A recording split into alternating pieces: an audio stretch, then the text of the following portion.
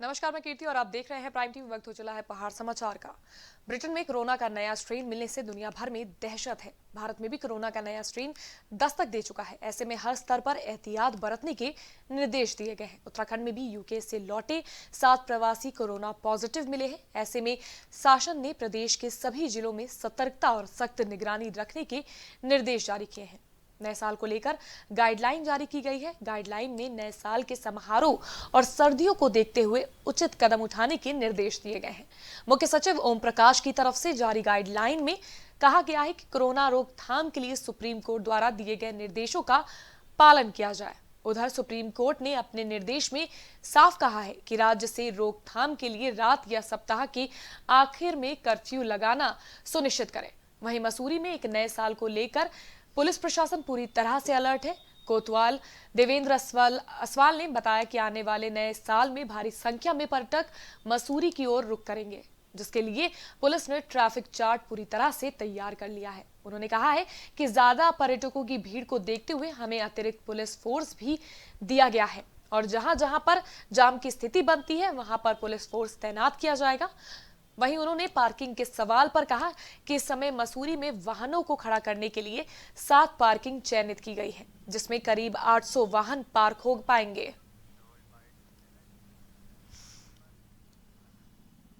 31 में जो है जिस हिसाब से होटलों की बुकिंग मसूरी में चल रही है उस हिसाब से जो है काफ़ी भीड़ भड़ा का आने की उम्मीद है। इसके लिए हमने जो है ट्रैफिक प्लान हमारा बिल्कुल तैयार है और इस पर हमारा काम भी चल रहा है।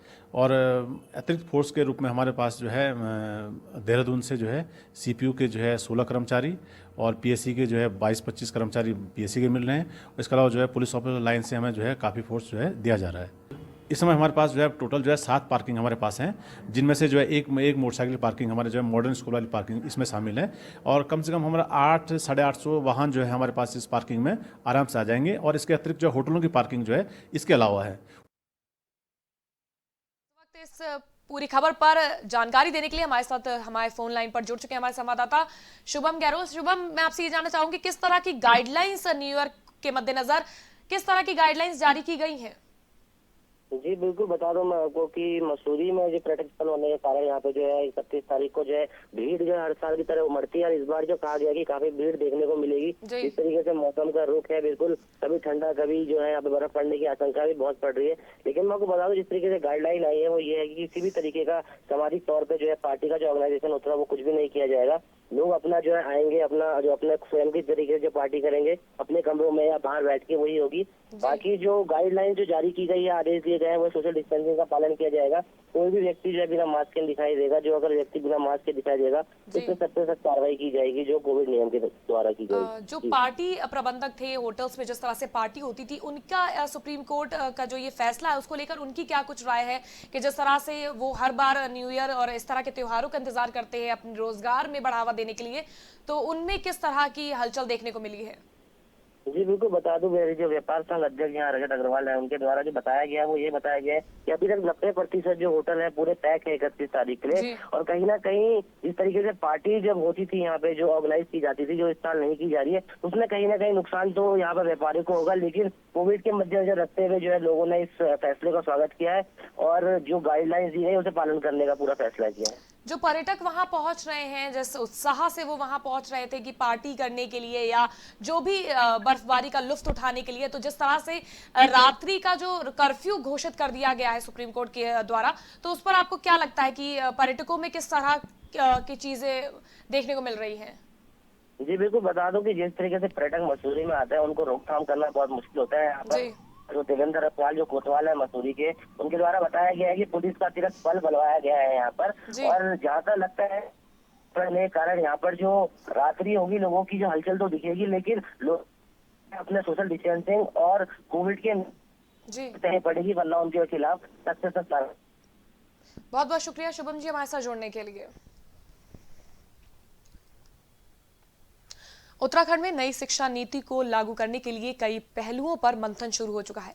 शिक्षा मंत्री अरविंद पांडे की अध्यक्षता में आज टास्क फोर्स की बैठक हुई, जिसमें शिक्षा मंत्री ने नए शैक्षणिक स्तर से पहले उत्तराखंड में नई शिक्षा नीति के पहलुओं को लागू करने के निर्देश दिए। अधिकारियों को दिए हैं मंत्री ने कहा है कि अधिकारियों को निर्देश दे दिए गए हैं कि नई शिक्षा नीति के 2 पहलू हैं, उन पर अध्ययन कर जल्द कैबिनेट में उनको शामिल किया जाए, जिससे प्रदेश में लोगों को बेहतर शिक्षा मिल सके। देहरादून में नई शिक्षा नीति को लेकर चर्चा की गई। शिक्षा मंत्री ने टास्क फोर्स के साथ बैठक की है, जिसमें शिक्षा मंत्री ने नए शैक्षणिक स्तर से पहले उत्तराखंड में नई शिक्षा नीति के पहलुओं को लागू करने के निर्देश जारी कर दिए हैं। मंत्री ने कहा है कि अधिकारियों को निर्देश दे दिए गए हैं कि नई शिक्षा नीति के 2 पहलू हैं, उन पर कार्य किया जाए, उन पर अध्ययन कर जल्द कैबिनेट में उनको शामिल भी किया जाए, जिससे प्रदेश में लोगों को बेहतर शिक्षा मिल सके। शिक्षा नीति को लागू करने के लिए हमारी कैबिनेट से 2 कमेटी बनी हुई है। एक चीफ सेक्रेटरी की अध्यक्षता में अधिकारियों की स्टीयरिंग कमेटी बनी हुई है, एक हमारे विद्यालय शिक्षा की कमेटी बनी हुई है।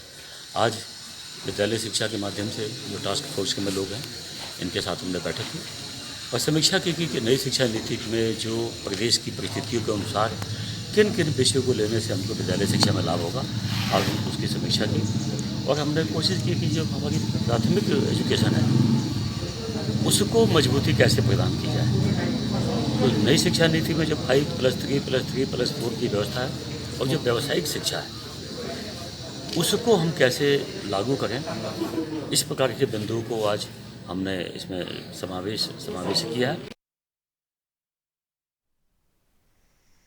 तो ये आपने देखा कि किस तरह से नई शिक्षा नीति को लेकर मंत्री ने टास्क फोर्स की बैठक की है। साथ ही उन्होंने तमाम अधिकारियों को ये निर्देश दे दिए हैं कि नई शिक्षा नीति के जो भी पहलू हैं उन पर अध्ययन कर जल्द ही कैबिनेट में उनको शामिल किया जाए, साथ ही प्रदेश में लोगों को बेहतर शिक्षा मिल सके, उसके आगे भी कदम बढ़ाया जाए। आम आदमी पार्टी के सांसद भगवंत मान उत्तराखंड के 2 दिवसीय दौरे पर है। बता दें कि आज सांसद के दौरे का दूसरा दिन है। इस दौरान सांसद मान ने कहा कि किसान 1 महीने से बॉर्डर पर बैठे हुए हैं। देश के पूंजीपतियों के मन की बात समझने वाले पीएम मोदी किसानों की मन की बात नहीं समझ पा रहे हैं। वहीं पीएम मोदी जिस कानून को किसानों के लिए फायदेमंद बता रहे हैं, उन्हीं कानूनों को किसान खुद के लिए नुकसानदायक बता रहे हैं। बता दें कि कृषि बिल के विरोध में किसान आंदोलन के समर्थन के लिए आम आदमी पार्टी 5 विधानसभा क्षेत्रों में किसान न्याय यात्रा निकालेगी।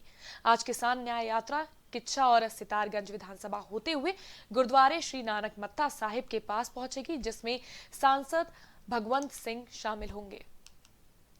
किसान न्याय यात्रा में शामिल होंगे भगवंत सिंह। देश के पूंजीपतियों के मन की बात समझने वाले पीएम मोदी किसानों की मन की बात नहीं समझ पा रहे हैं, ये कहा सांसद ने। भगवंत मान ने जो 2 दिवसीय दौरे पर पहुंचे हुए हैं उत्तराखंड। बता दें कि आज सांसद के दौरे का ये दूसरा दिन है। इस दौरान सांसद मान ने कहा कि किसान 1 महीने से बॉर्डर पर बैठे हुए हैं। देश के पूंजीपतियों के मन की बात समझने वाले देश के पूंजीपतियों की मन की बात समझने वाले पीएम मोदी किसानों की मन की बात नहीं समझ पा रहे हैं। वहीं पीएम मोदी जिस कानून को किसानों के लिए फायदेमंद बता रहे हैं, उन्हीं कानूनों को किसान खुद के लिए नुकसानदायक बता रहा है।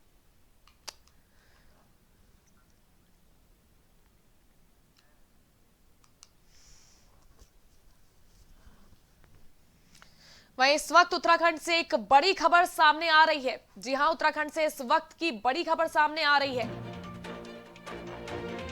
उत्तराखंड से इस वक्त की बड़ी खबर, पुलिस विभाग में बदले गए कई जिलों के सीओ। पुलिस मुख्यालय ने किया स्थानांतरण। कई जिलों के सीओ को किया गया इधर से उधर। जी हां, उत्तराखंड से इस वक्त की बड़ी खबर सामने आ रही है, जहां सीओ डालनवाला को हरिद्वार ट्रांसफर किया गया है। 12 जिलों के सीओ का ट्रांसफर कर दिया गया है। उत्तराखंड से इस वक्त की बड़ी खबर सामने आ रही है। पुलिस विभाग में बदले गए कई जिलों के सीओ।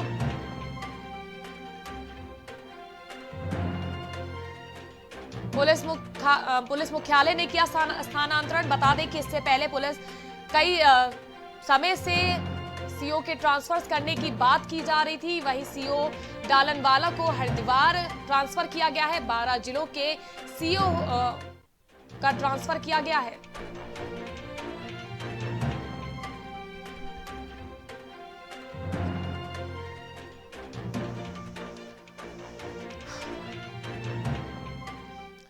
देहरादून में डीजीपी अशोक कुमार ने प्रदेश के 9 जिलों की तमाम पुलिसकर्मियों को नए साल का तोहफा दे दिया है, जिसको लेकर डीजीपी अशोक कुमार का कहना है कि पुलिसकर्मी 7 दिन ड्यूटी पर तैनात रहते हैं, जिसके चलते पुलिसकर्मी परिवार से जुड़े निजी कार्य नहीं कर पाते हैं। उनका कहना है कि पुलिसकर्मी अवकाश पर नहीं होंगे, रेस्ट पर होंगे। साथ ही आवश्यकता पड़ने पर आपातकालीन स्थिति में पुलिसकर्मी को बुलाया भी जा सकता है।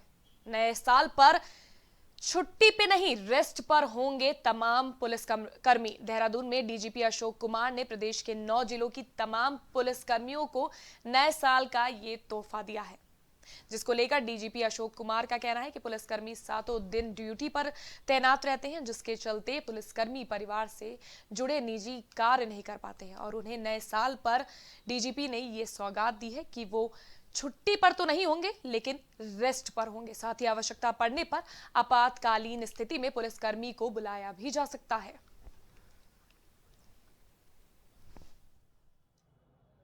एक्सपेरिमेंटल है, प्रायोगिक तौर पे है। बेसिकली पुलिसकर्मी जो है 24 घंटे 7 दिन ड्यूटी पे रहते हैं और संडे को भी थाना तो बंद होता नहीं है, तो इसलिए कई बार वो वेयर आउट हो जाते हैं। उनके अपने पर्सनल काम होते हैं, बीमारी का, परिवार का, कपड़े धोना, ये सब वो सब, तो उनको थोड़ा मुश्किल रहता है, टफ रहता है। तो इसलिए हमने ये कहा है कि सप्ताह में एक दिन वो रेस्ट पे रहेंगे, छुट्टी पर नहीं रहेंगे, रेस्ट पे रहेंगे और रिजर्व में रहेंगे। अगर वो आवश्यकता पड़ी लॉ एंड ऑर्डर से या ट्रैफिक में या कहीं और कोई आपदा है, उस समय उनको बुलाया जाएगा। तो एक प्रकार से वीकली ऑफ है कि रेगुलर रूप से उनकी संतरी वगैरह की ड्यूटी, पेट्रोलिंग वगैरह की ड्यूटी नहीं लगेगी। मसूरी में नगर पालिका परिषद द्वारा लाइब्रेरी मोतीलाल नेहरू मार्ग पर संचालित होने वाले पार्किंग को लेकर कुछ सदस्यों ने अपना रोष व्यक्त किया। आक्रोशित होने वाले लोगों ने एक शिकायती पत्र अधिशासी अधिकारी को सौंपा। इस मामले पर सभासदों ने आरोप लगाते हुए कहा कि नगर पालिका की ओर से संचालन के लिए दी गई पार्किंग अवैध है और पार्किंग के एवज में अधिक राशि वसूली जाती है। सभासद सुरेश थपलियाल ने यह भी कहा कि इसकी उच्च स्तरीय जांच होनी चाहिए और दोषी पर कड़ी कार्रवाई होनी चाहिए। मसूरी में नगर पालिका परिषद द्वारा लाइब्रेरी मोतीलाल नेहरू मार्ग पर संचालित होने वाले पार्किंग को लेकर कुछ सदस्यों ने अपना रोष व्यक्त किया। आक्रोशित होने वाले लोगों ने एक शिकायती पत्र अधिशासी अधिकारी को सौंपा है। इस मामले पर सभासदों ने आरोप लगाते हुए कहा कि नगर पालिका की ओर से संचालन के लिए दी गई पार्किंग अवैध है और पार्किंग के एवज में अधिक राशि वसूली जाती है। सभासद सुरेश थपलियाल ने यह भी कहा कि इसकी उच्च स्तरीय जांच होनी चाहिए और दोषियों पर कड़ी कार्रवाई करनी चाहिए।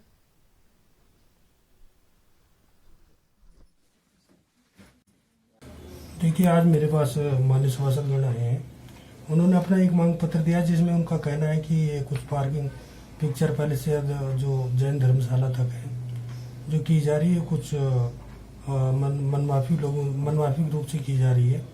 इसमें कोई स्वीकृति पालिका स्तर से नहीं है, जैसे इनके द्वारा बताया गया।